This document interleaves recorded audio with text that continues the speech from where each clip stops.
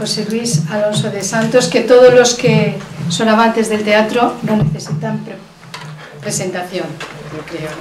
José Luis, como nos ha recordado Camino, pero en una de las entrevistas que le han hecho en la revista Crítica, en el mes de diciembre, nos lo presentan como dramaturgo, director escénico, escritor y guionista.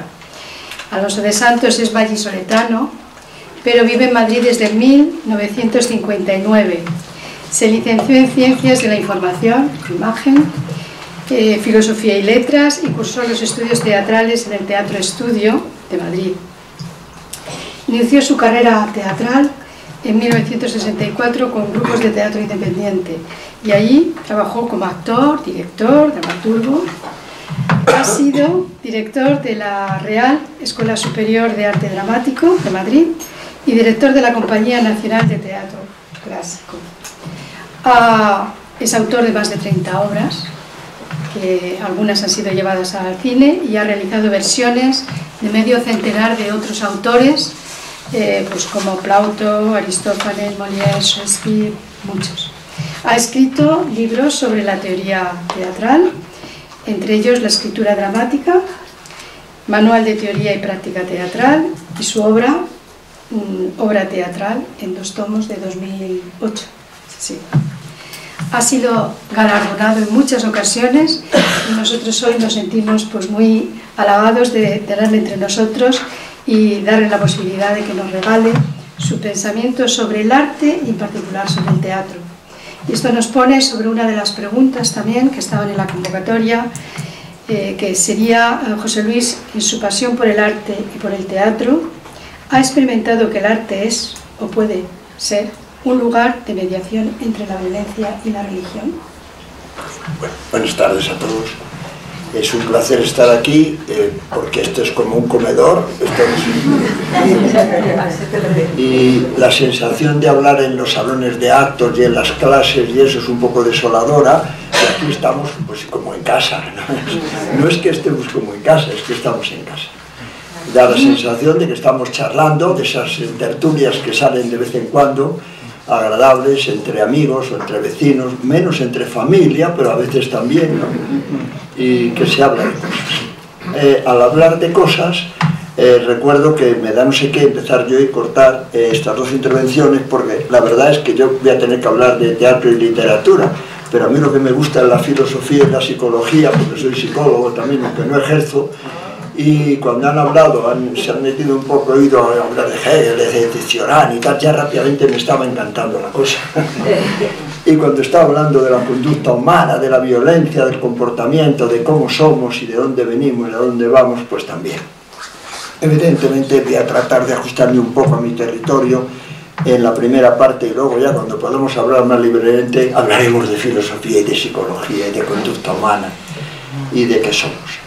Pero yo, en estas ventanas, estas ventanitas que estamos abriendo a ese inmenso y confuso y extraordinario paisaje del bosque, ese bosque que yo he puesto hace poco en un escenario, ese inmenso bosque que nos rodea, y al que le hacemos de vez en cuando pequeños claritos en el que nos reunimos y hacemos reuniones o creamos altares o escenarios, a veces para ceremonias o para teatro o para diversión o para reunirnos en pequeña comunidad.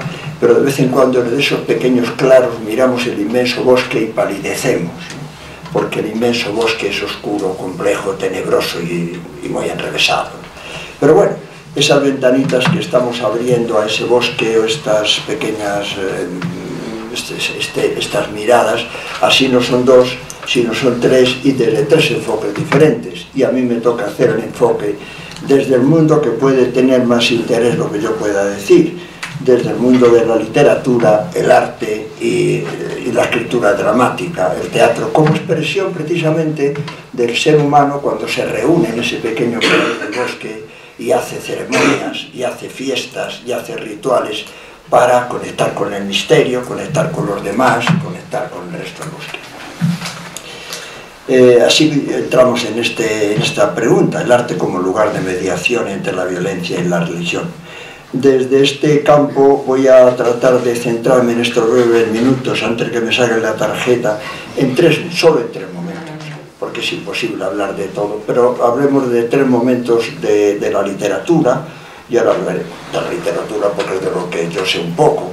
Y también la literatura, porque la literatura es la expresión de las comunidades, de los pueblos, de las culturas, de tantas cosas, y explica muchas cosas de las conductas humanas, cómo se expresa, el relato, de luego, posterior que se hace de las conductas humanas, ¿no? Y esos tres momentos, pues, para que tengan un poco sentido, cojamos con lo que estamos tratando hoy.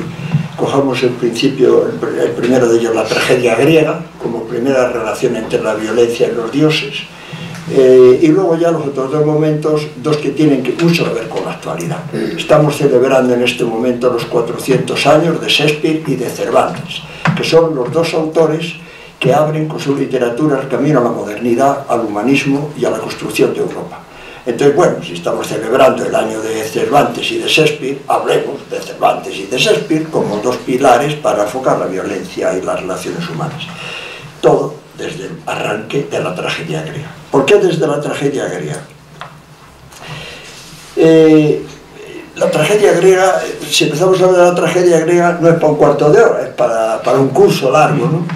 La tragedia griega tiene algunos elementos esenciales. Lo primero, que la tragedia griega nace como formulación organizada del pensamiento para crear la democracia. La democracia griega no se puede crear sin la tragedia griega, no es una casualidad que nazcan juntas, sino que la formulación de la democracia se hace a partir de la formulación del comportamiento humano para generar el control de la ley del talión, esa que estábamos hablando antes, y de los comportamientos humanos, por medio de la tragedia. O sea, la democracia, que es una democracia religiosa además, se organiza a partir de los patronos y del comportamiento estructural que van a ver las gentes representadas en las obras y tal, de cómo se controla la violencia y la relación con los dioses. Estamos hablando de que el hombre en principio tiene violencia y tiene relación con los dioses, porque si no, no había que hablar de eso, ¿no? Hay que darse cuenta además que el pensamiento griego es el que nos ha traído hasta aquí. Nos olvidamos, cogemos cuando queremos una cita de Platón o una cita de Aristóteles y de lo demás nos olvidamos. Ojo, ellos tenían también unos dioses y esos dioses tienen una gran importancia para ese pensamiento y para esa organización de la violencia y para esa organización de los hombres con el más allá. O sea, bueno, decir que eso se ha quedado viejo y el resto no, todo eso tiene una fundamentación un poco junta, ¿no? La tragedia. ¿Por qué la tragedia? Pues la tragedia además da un arranque a la estructura humana, a la estructura del pensamiento humano, de que esto no tiene solución. Punto. Esto es trágico. O sea, podemos hablar de 3 o 4 frases significativas, porque no de todo, pero la tragedia es tragedia porque indica el pensamiento trágico de que la vida es trágica y no tiene solución. ¿Por qué no tiene solución? Porque, como diría Agamenón en la Orestiada, bueno, hay miles de citas, pero ninguna decisión está libre de males.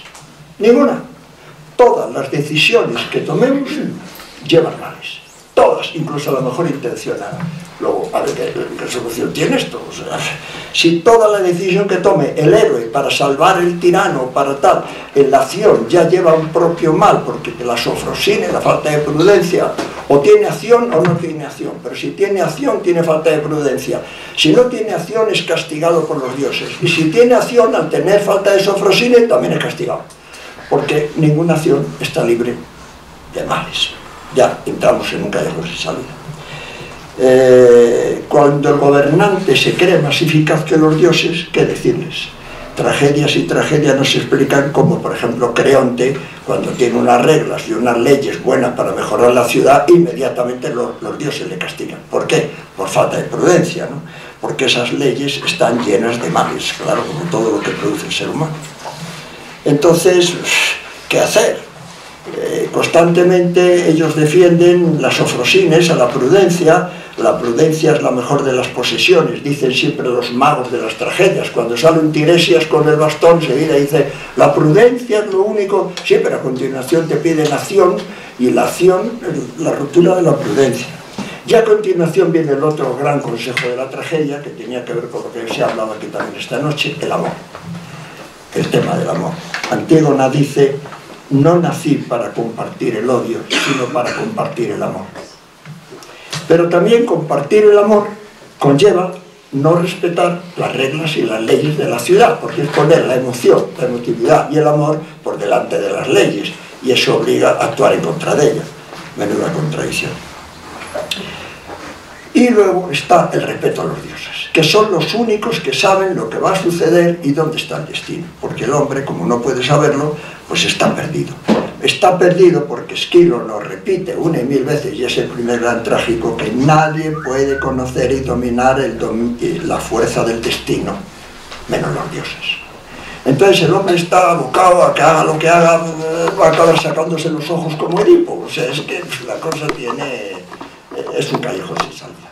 Bueno, entonces la cultura de Occidente se organiza a partir de controlemos la violencia de la ley del talión de los hombres por medio de una cultura que nos lleva a un callejón sin salida. Pasa todos unos cuantos siglos y llegan Shakespeare y Cervantes. Tenemos que saltárnoslo dado el cuarto de hora.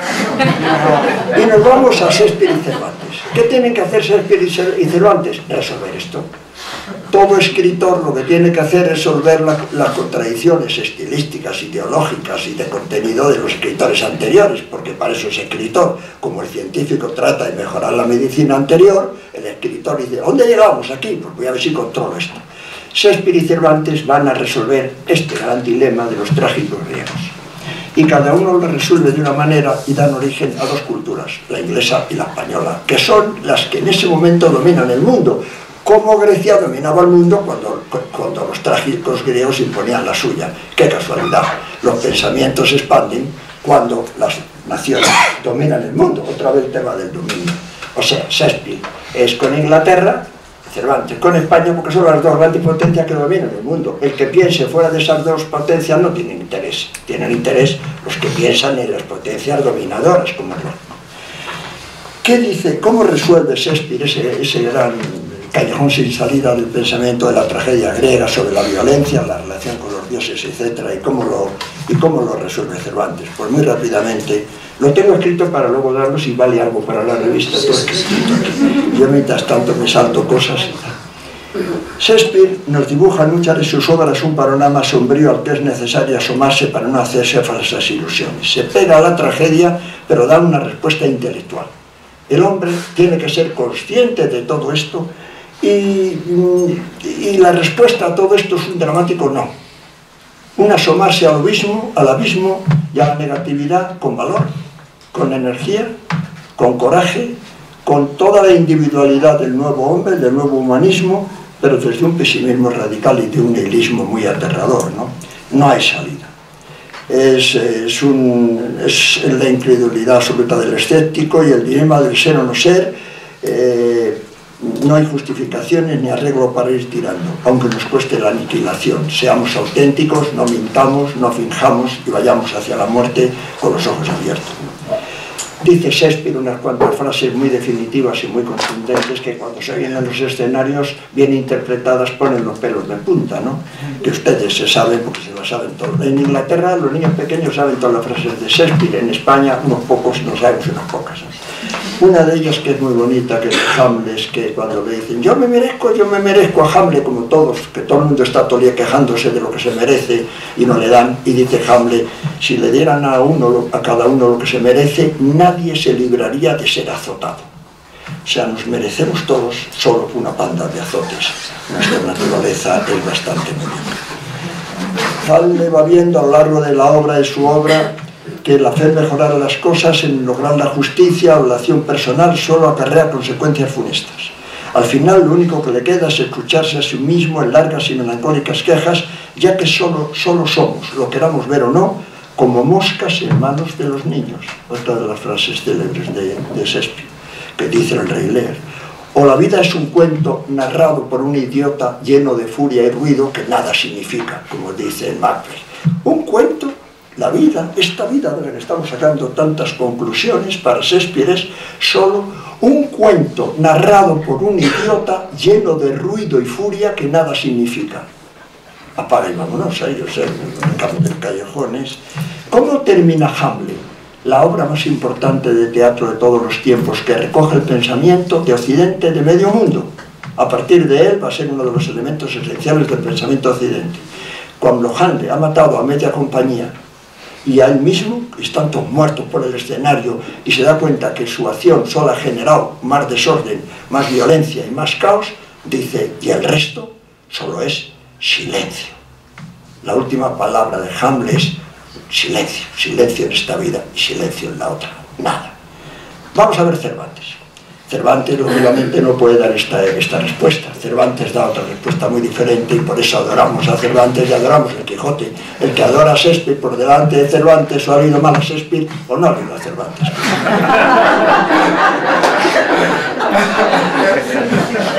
Cervantes nos da una respuesta completamente diferente a ese callejón sin salida. La meta será en nuestro gran autor la superación desde la dimensión humana de cualquier resultado obtenido en la batalla de la vida, por negativo, cruel y terrible que éste parezca. No se trata ya de buscar un ideal imposible y destruirnos después a no lograrlo, como en Shakespeare, sino de que precisamente sea ese responder a las dificultades de la vida, a esa lucha contra el mal, venga de donde venga y se obtengan los resultados que se obtengan, los que nos configuren y nos den forma de humanos. Somos humanos porque somos capaces de asumir esa lucha hacia la catástrofe. Eso es la humanidad, y ese es el humanismo de Cervantes. Esto, segunda vía, es el importantísimo camino que abre Cervantes, defendiendo la reconciliación de cada uno con nosotros mismos, y claro está, con los que nos rodean. Nos hace ver como Shakespeare en el cruel espejo del desastre, de la tragedia y del camino cerrado, pero nos da la metáfora como arma de defensa, como hace Don Quijote en todo momento, a pesar de los duros castigos que recibe, siendo capaz de dar una respuesta personal mediante la palabra con el choque con el mundo que le rodea. Este valor de lo narrativo, del simbólico, del simbolismo que encierra la metáfora, la palabra, este valor del relato como sustentación del yo, es una de las corrientes filosóficas actuales más modernas y psicoanalíticas tópicas del relato, mejoría del relato como forma de curación. Yo digo siempre que eso, cuando hablamos del relato, es que cuando alguien cuenta un sueño, no importa el sueño, importa cómo lo cuenta, porque habría que ver cómo fue el sueño, porque el sueño no sabe cómo fue ni el que lo cuenta. Lo que importa es cómo cuenta el sueño el que cuenta que ha soñado. Lo que importa de nuestra vida es el relato que hacemos de nuestra vida. Vivir es relatarse. Vivir es relatarse. Lo importante es el relato que hacemos de nuestro vivir, mucho más importante que el vivir, y esta vía la abre Cervantes en su Quijote y en su literatura. El resto ya no va a ser silencio como en Shakespeare, sino palabra como en Cervantes. La palabra, y estoy ya en los 5 minutos y llego hacia el final y me salto unos cuantos trozos, que está bien eso. La palabra abre así puertas de comunicación entre el misterio de lo informe y lo no razonado, entre el patos, que antes hemos hablado del logos y no del patos, ya hablaremos un poco, referiremos a eso, el misterio ese mágico de la otra razón, de la razón del logos, no, de la razón del patos. Lo informe y lo razonado que captamos únicamente mediante los sentidos y las emociones, y la otra realidad, la cotidiana, que vivimos a través del vínculo de la comunicación. Y al hablar de la palabra, abrimos de nuevo la variable principal de relación eterna entre el hombre, eterno, a través de los tiempos entre el hombre y la divinidad. Hay que recordar además que la palabra dentro de la literatura, la palabra en la literatura, y de eso estoy hablando, y ese era mi encargo hoy, hablar de la palabra y de la literatura, es el instrumento que recoge principalmente, como decíamos al comienzo, la cultura de un pueblo. Y que esta cultura, hoy que está muy de moda hablar de la cultura, todo el mundo defiende la cultura, todos los partidos hablan de la cultura, todo es cultura, pero no. La cultura es, como decía nuestro Ortega, y ahí nos metemos otra vez en la hermosa filosofía, primariamente, principalmente y básicamente la cultura es un acto de bondad. De bondad. No de misericordia, de bondad. Que a mí me parece una palabra más amplia, más compleja y más bonita. Hasta aquí este breve esquema. Dentro de la creación literaria. Es otra pequeña ventana abierta y podemos seguir después asomándonos por ella. Gracias.